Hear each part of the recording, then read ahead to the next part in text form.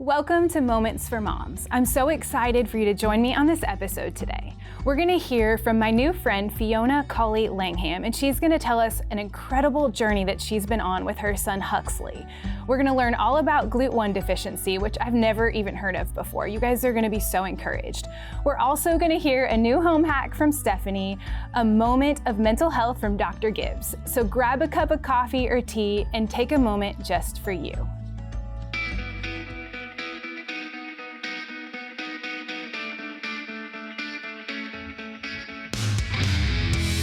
Hey friends, I'm so excited that you're joining us. And as I told you before, my new friend Fiona is here. And Fiona, thank you so much for coming. Thank you for having me. I'm so excited. Love your accent. It is my favorite. Does it still sound English though? You know, I've been here 10 years and... That's amazing. I know. It does. Every day I'm like, am I still British? You are. You very much are. I'm somebody that's not. Okay, You good, very much are. Good. Thank you for coming. I love that we were connected by one of our mutual friends, and your story is just incredible. And the couple of videos that you sent me on Instagram, I just like some of those images. I can't imagine going through that as a mom. So tell me first a little bit about your family and about yourself so everybody can get to know you. So I moved to Nashville 10 years ago. Now, I think it's almost 11 for music originally. So I signed to a label and I was making music and yeah, I moved here. It feels like a lifetime ago, honestly. Right. And then I met my husband 9 years ago. Okay. That was pretty quick. I'd been here just over a year. Yeah, that's awesome. He actually sold me a car. He had a car dealership. And he sold me a car, and I was like, oh, sold a car, got a husband. But we were together for a long time before we actually got married. We got married actually 4 years ago this weekend. Oh, congratulations. Yeah. So, that was kind of, you know, when we got together, he's from here, I'm from England. We were very, very different people, very, very different upbringings, everything was different. Sure. And so I think having that time to date for so long was important for us. Yeah. Even though that's not a thing here, I feel like everybody gets married within the year when they meet people here. I think we were engaged dating for 3.5 years before we got engaged. Which here is considered like a really long time. And I felt like it was. Yes. Well, actually, by the time I got to 5 years, I was kind of like, hang on a minute, why are all these people around me now on their like second baby? Yeah. And we're still, you know, we're still dating. We're still eating steaks. What's happening? Like, so we got married 4 years ago. And I still make music. I've, you know, that was always my passion. Yes. That's why I ended up being here. It definitely has been put to the side. Yeah. But the good thing about that is that there's always something to go back to and you can always go back to it. It's not, there's no deadline with that. So, but it took me a long time to know that. I think I was for a long time trying to chase both things and not happy with that and not doing a good enough job of that. And so now being able to put that aside and focus on what's important, which currently right now is, you know, my children. Right. I have 2 young children. I have Huxley Langham. He is 2.5, I say, almost 3. And I have Serafina Rain, and she is 9 months old. Love it. And they're so beautiful. They really are. Yes. They are these little blondie babies, which is hysterical because my husband is very dark and, you know, people always think he's Middle Eastern actually, which is hilarious because he's from Louisiana. So, and wherever we go, anywhere, people try and speak Farsi to him, they think he's Iranian or Persian. Wow. Which is funny because my sister's husband is Persian. Okay. So, but everywhere we go and he's like, oh, I'm... Yeah. One time this because he's a car dealer too. Right. And so one time this very old. So he's still doing that. Yes. Well, yeah. This old guy, this old Persian man was like, "Why are you not speaking your tongue?" And he was like, "I'm from Bogalusa, Louisiana. I don't know Persian." So to have these like little blondie babies is really funny. That's so funny. Charlie's blonde too, and not darker skin, but I do have a little bit of a darker skin. I'm Italian, so darker hair. And Charlie has zero Italian in him. He is blonde. He looks like my husband, and everybody always comments on that. I'm like, I know. It's just crazy. You just never know. Maybe they'll just, get darker hair as time. Or maybe Serafina will get some hair. She's still bald, so. She's 9 months though, right? She is, yeah. It's just a big old bald head. That's so funny. And we were talking about her earlier. Yes. So just to kind of get into Huxley's story a little bit and what you dealt with. And we were talking about how with Serafina, like I was commenting on your videos because Charlie's 2 and he doesn't want to eat anything. Everything's gross except for a hot dog and some veggie noodles. So I was just watching her, like you feeding her and thinking like, oh, I remember when he would just eat whatever like was on the spoon and loved it. And now it's just like, food is all like consumes my life. I'm always thinking about who's eating what. Do we have food in the house? And it's exhausting. Food literally consumes my life. For sure it does. So let's go into Huxley's story a little bit here. So when Huxley was 3.5 months old, he was born in August, and that was COVID, so we'd already spent 2020 kind of alone anyway. But I will never forget. It was like November 18th. We're at home, and I was taking him up to bed, and I looked at him, and I was about to put him in his crib, and I looked at him, and he just wasn't breathing. Like he was stiff. He was just, and the horror in his eyes. And I completely panicked and ran straight downstairs, got in the car, and drove to the hospital. I actually didn't even put him in the car seat. I wouldn't have either. It was funny because I actually got reprimanded by one of the doctors, and I was like, "Do you have children?" What? He did not.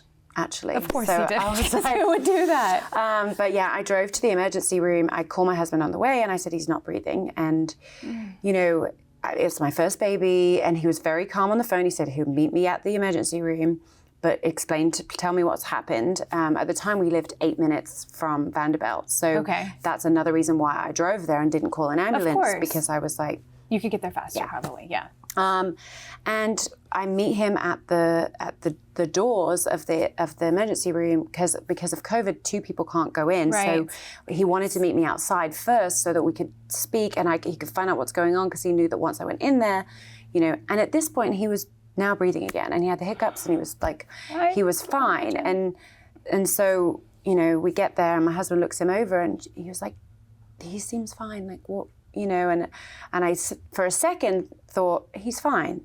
This must just be, and then he did it again right there in my husband's arms, and actually my husband ran in with him. Because that would be your reaction to panic. Yeah. I just can't. Yeah.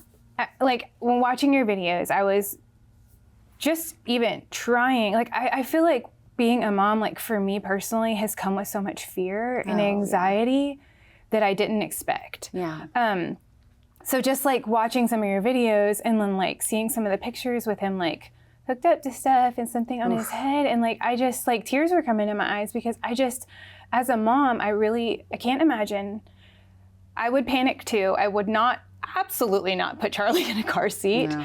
So I totally understand that, and I can't wait. This is such an incredible story. So we have to take a short break. So if you guys will hang with us, Stephanie's going to show you a home hack, and then we're going to come right back with the rest of this really incredible and miraculous story. The hack. The saying. Hey there, I'm Stephanie, and I'm so happy to be back with you for What the Hack. In an earlier episode, I shared with you guys that through hard work, sacrifice, and a lot of prayer, my husband and I were able to get debt-free. No mortgage, no car payments, and no credit card bills. Well, on that journey, I discovered a few things that helped us save money, so I thought I'd share those things with you, and maybe it would help you too. In the very beginning, I discovered one of our biggest money wasters was going out to eat, whether it be me going through the drive-thru or us treating ourselves to a meal out. So I immediately stopped that, and what we started doing was meal planning. So I would take my handy dandy notebook, which is very well loved, you can see. I used it a lot. And I would sit down and I would simply write down the days of the week. I would then go to my refrigerator, my freezer, my pantry, and I would see what I had on hand, because that's one of the biggest ways you can save money is to use what you already have. So I would see what meals I could make, assign those to a night of the week, and then I would go online to the store flyers, the store ads, and see what was on sale. And I would plan my other meals according to what was on sale at the grocery store. And then I would plan my grocery list. I would write it out according to that. Because if you go to the store and you just shop randomly, you're buying things that you may not ever use. You may not use in the future, and it may go bad. So you want to have a plan. Pre-planning and being organized are two of the easiest ways to save money. So I would plan the whole week out, and then we would have leftovers on the weekends. Now you can take a leftover and you can turn it into something else so your family doesn't get sick of having leftovers. One night I might put a roast in the crock pot with potatoes and carrots and all the seasonings, and then I'll take the leftover roast, and another night I'll shred it up, put some barbecue sauce in it, have barbecue beef sandwiches with chips. Super simple. So when you're planning your meals, try to figure out something you can use for something else. Now in the beginning, I would do a week at a time. I got to where I was doing a month at a time, so I wasn't going to the grocery store so often, because even though you have a list, sometimes you see those things that you want to get and you just grab them. So to save money, I would go once a month, minus fruits and vegetables. I would go occasionally and buy those. And that saved us a ton of money. Now, I will tell you, every 2 weeks on payday, I would go through a drive-thru and treat us to something that we loved from somewhere else, so I didn't have to cook. But it saved us so much money. It helped us to get debt-free, and I'm hoping it'll help you. I'm going to put my email right here. If you have any questions, I'm here to help. I feel like we went through this debt-free journey for a reason, and if it was to help somebody, I am more than happy to help you. So drop me an email if you have any questions, and I can't wait to see you next time on What the Heck? We want to connect with you. Make sure to visit our website, momentsformoms.tv, for the latest episodes of the show, guest information, resources, and so much more. Visit momentsformoms.tv today.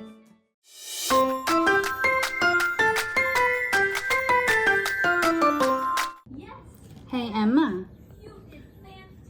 Was your breakfast yummy? On the way. You want to throw away? Are you all done? I done. Good job. We ate most of our breakfast this morning and didn't ask for goldfish or fruit snacks once.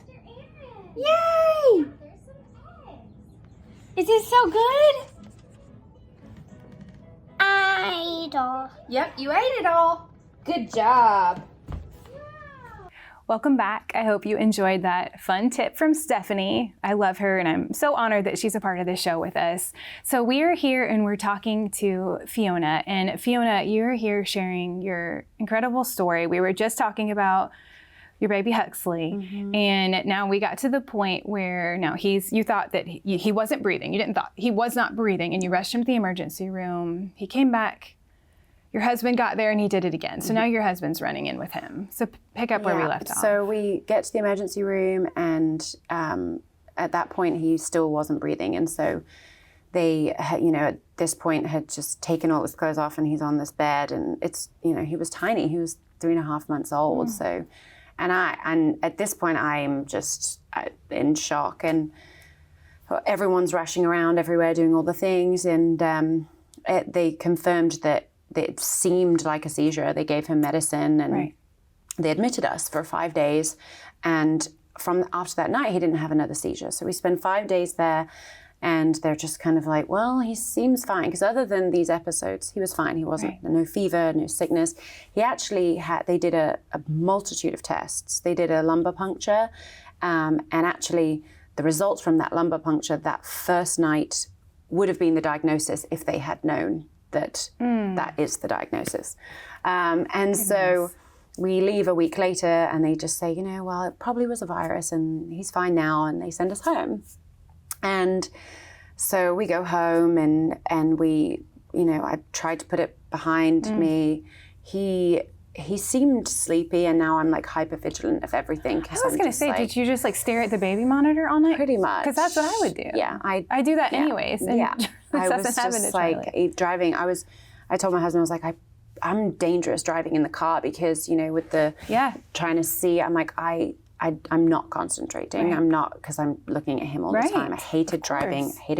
Luckily I wasn't going many places. Anyway, 2 weeks later, I'm at home. One of my girlfriends over, we're making dinner. My husband was at work, and she is feeding him a bottle. And she said, babe, something's happening. And I look at him and he's not breathing again. And so we go back to the emergency room. This time he had 15 seizures. They were confirmed as seizures. And we were admitted again. And, you know, this is now December because it was a couple of weeks later. And we're admitted again. And this time they say, okay, we're going to do genetic testing. We're going to find out what these seizures are. But in the meantime, we're just going to, you know, medicate him to like stop them because, you know, they do damage. And so my baby that was like happy and smiley and all the things is now very drugged up and doesn't really do much now.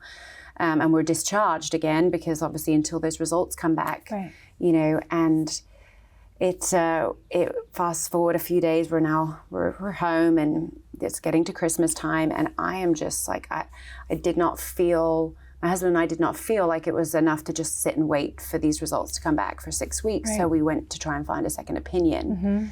And it was crazy because a woman from Instagram that I'd met at a girls' brunch a couple of years before messaged me and was like, you need to go and see this doctor at Centennial.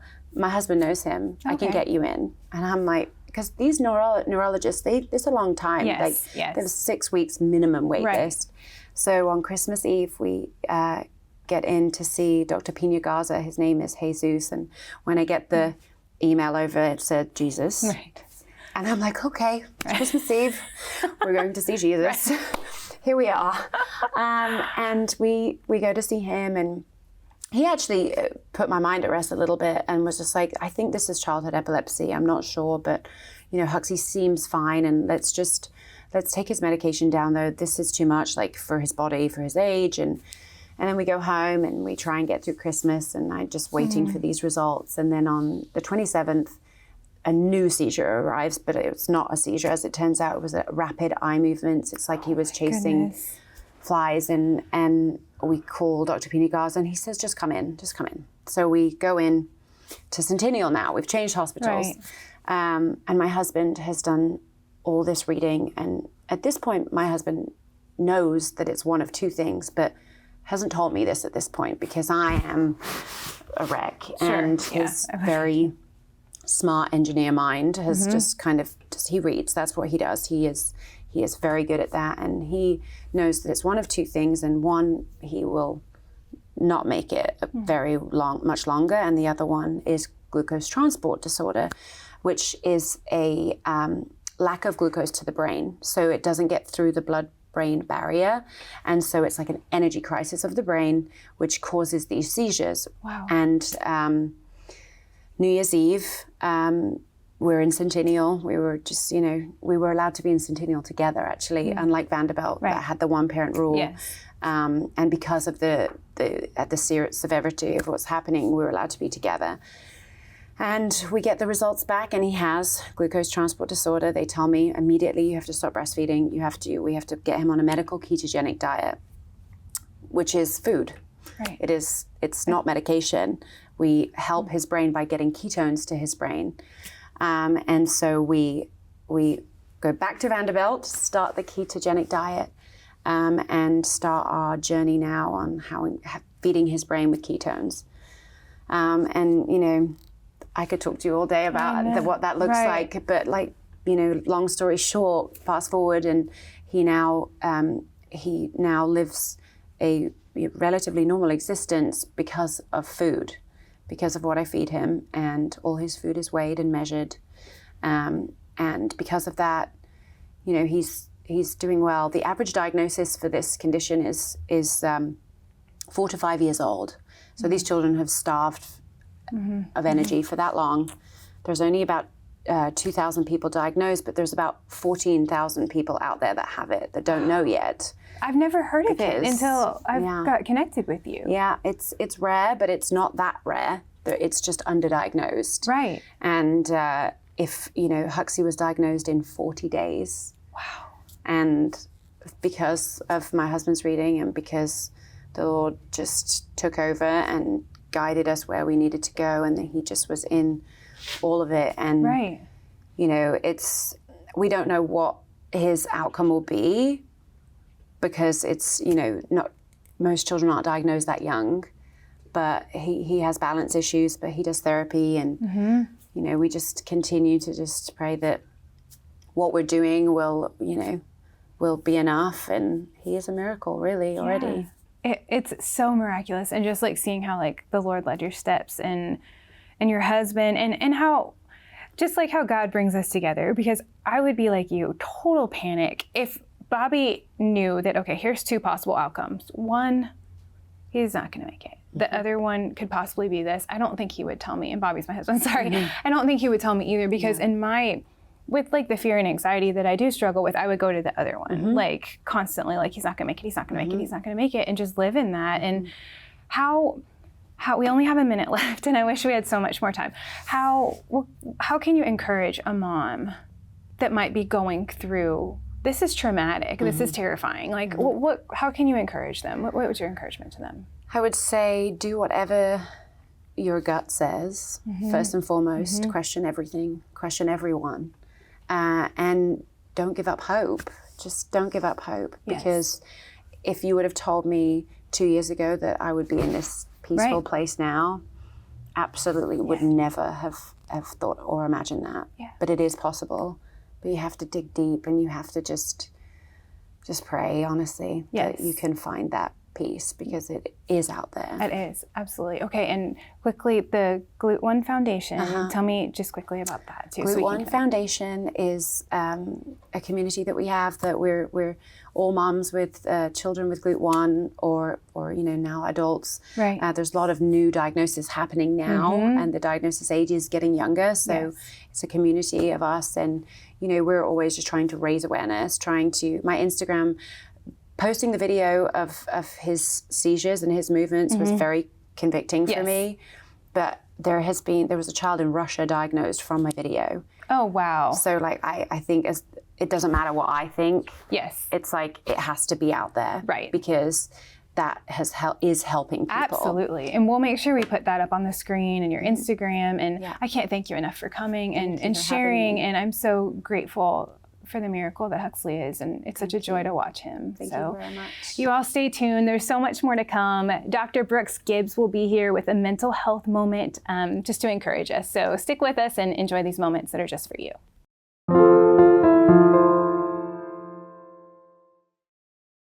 For the Christian Television Network, I'm Dr. Brooks Gibbs, and welcome back to your mental health moment. Today's focus is hope. My favorite definition of hope is absolute assurance of coming good. And Romans 15, verse 13, really backs this up. It says, "May the God of hope fill you with all joy and peace as you trust in him, so that you may overflow with hope by the power of the Holy Spirit." Cultivating hope is an essential skill for our mental health. Even when circumstances are challenging, continue to trust in the absolute assurance of coming good. It's trusting in God and holding on to the joy and peace that only he can provide. And let this hope fill you and empower you, transforming your perspective and invigorating your life. Hope has the power to shine light on the darkest paths and guide us toward a brighter future. So wherever you are, whatever you're facing, hold on to hope and let it lead you forward. Don't put it off, because hope deferred will make your heart sick. Put it on. Hope in God.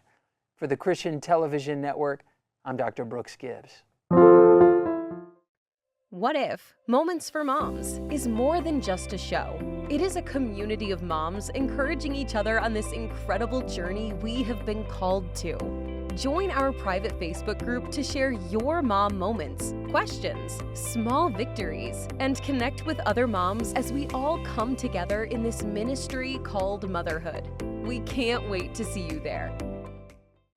What If? Moments for Moms is available anywhere you listen to podcasts. Whether you are running errands, driving your kids around, or heading to work, you can have a moment of encouragement just for you. Just search What If? Moments for Moms and listen now. I'm here with my friend and coworker, Sharon. And Sharon, if you could give one piece of advice to moms, what would that be? Okay, so it's hard to just give one, but I'll give a few. And the first one, and most important for me, is praying over my son. I prayed over him. I prayed with him growing up. Even now, he's 25 years old, about to get married. I still pray over him. I still pray with him. I try to spend a lot of time with him growing up as well. And being an only child, I spend as much time as I can with him. And also just be mindful of the foundation that I give him. And those are pretty much, the most important things for me. But like I said, number one is definitely prayer. So good. Thank you so much for sharing.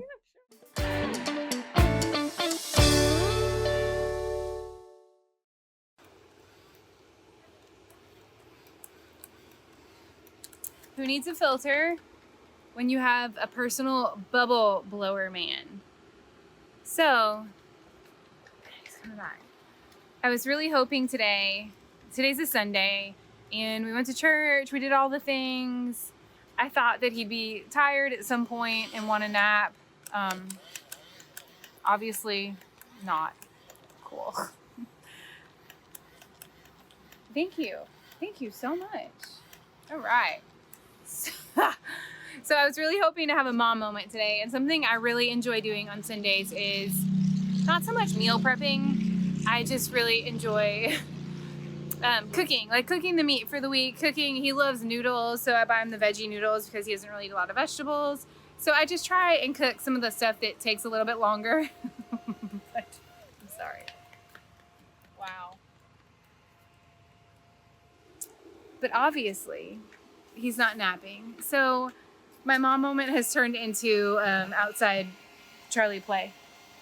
And normally my OCD type A personality would have a really hard time with that. Oh my gosh, the camera is wet. Stop. But I'm just learning to enjoy the moments.